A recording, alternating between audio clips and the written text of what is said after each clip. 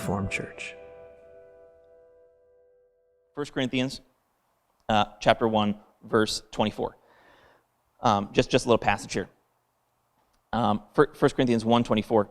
It says, "But unto them which are called, both Jews and Greeks," so God doesn't discriminate by race or nationality or anything like that. It says, "Christ, the power of God and the wisdom of God." That means that Christ is to us power and wisdom from God. That's what that means. So Jesus provided both his wisdom and his power, which is the wisdom and power of God, to us now. So we're now possessors of the wisdom and power of God.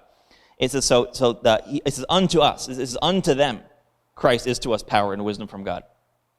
Because, watch this, "the foolishness of God is wiser than men, and the weakness of God is stronger than men." And you might look at that, and which I did for years, and that, well, foolishness of God, weakness of God, what does God have like any foolishness in him? Does he have any weakness in him?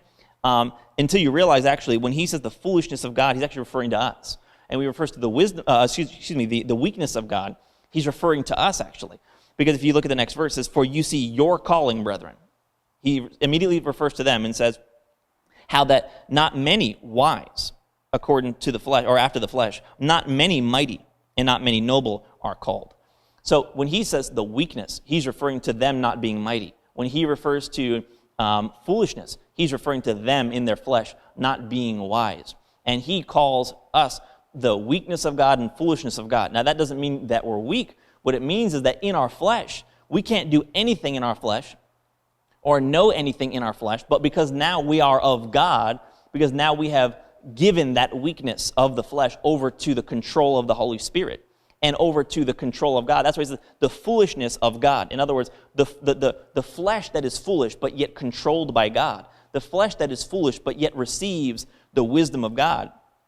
The flesh that is not mighty and that is weak but yet gives itself over to the power of God. Notice how it says that in verse 25, the foolishness of God. So just I can't explain that any further. That is referring to us there, though. It says, "is wiser than men." Wiser than men. Do you see that? How he makes a distinction between you and men. The word men in the Bible is like saying human. Okay? It's not saying men like male. It's saying men like human, like mankind, right? Like human beings. Wiser. It says that you are wiser than men. You see how he takes the word man or human and eliminates you from that pool of people, that group of people? He says human and then refers to you in a separate group. Because we've been recreated and now we are controlled, even though we have human flesh on the outside, we are controlled by the power and wisdom of God now from on the inside. It was controlled by the Spirit. And it's saying that you are wiser than men, and then he goes on to say the weakness of God is stronger than men.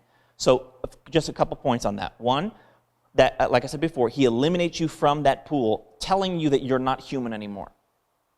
Now, a lot of people get confused about that because they know they have human flesh. But being human is more than just having human flesh. Being human is living by the flesh. That's what being a human entails. Those that are human beings live by their flesh. Human beings don't have the full infinite power of God using their flesh like a puppet, okay? Controlling them. That's not how human beings operate. So therefore, we cannot be classified as a human being because that's not what human beings do or how they operate. And it says that you, because you are wiser than men, wiser than human beings, a different species that is wiser than human beings, a different kind that is stronger than human beings, because now we have Christ, the power and wisdom of God, been given to us.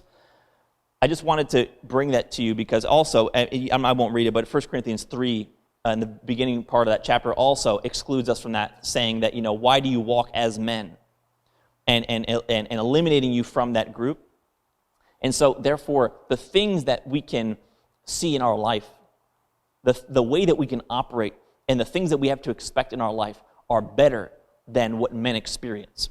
Because we can experience wisdom that is beyond the wisdom that man has. We can see things and know things about ourselves, about other people, about this world that human beings can't know because we are wiser than men. And we can experience things in our life, in other people's bodies, in our bodies. We can experience things and do things. And the kind of concept of Jesus walking on water, or the healing of the sick, or the raising of the dead, which he said, just so you know, were inferior to the works that he can now work through you, because he was limited in his earthly ministry. But you see, walking on water, right? It's something that is not natural for a man to do, but is native to our kind, right? But if you think of yourself as a human, then you'll only ever expect human results. When other people go through things, you'll expect to go through the same thing. When other people, do certain things, you'll expect that it's going to go the same way for you, but you are wiser than men. You're not a man, you're not a human being, and you're not bound by the laws that human beings are bound by. Now you're of a different country, you're from a different planet, a new earth, right? New heavens and new earth that we're of now. And now we can expect better things for our life because we have a wisdom that's wiser than a human being and power that is stronger than human beings. And that's how he classifies your kind. Wiser and stronger than human beings.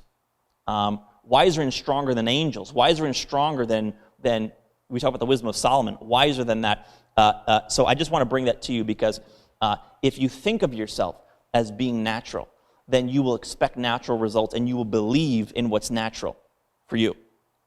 Meanwhile, because you're not bound by those laws anymore, but only bound by the laws that the Holy Spirit is bound to, that's why it is natural for us to see things, powerful things even written in the Bible, or even works that aren't written in the Bible.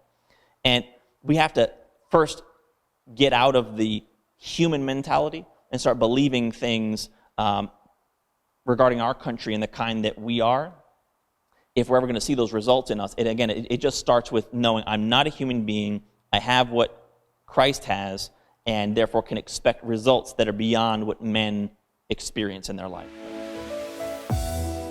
We hope you enjoyed this message from Reformed Church. If you have, please share this with someone else and help us get this uncommon truth out to the world. If you'd like to support this good news, you can do so at reformedchurch.com/give. Also on our website, you can take advantage of our free messages, articles, and even full discipleship courses. Start reforming your mind now at reformedchurch.com.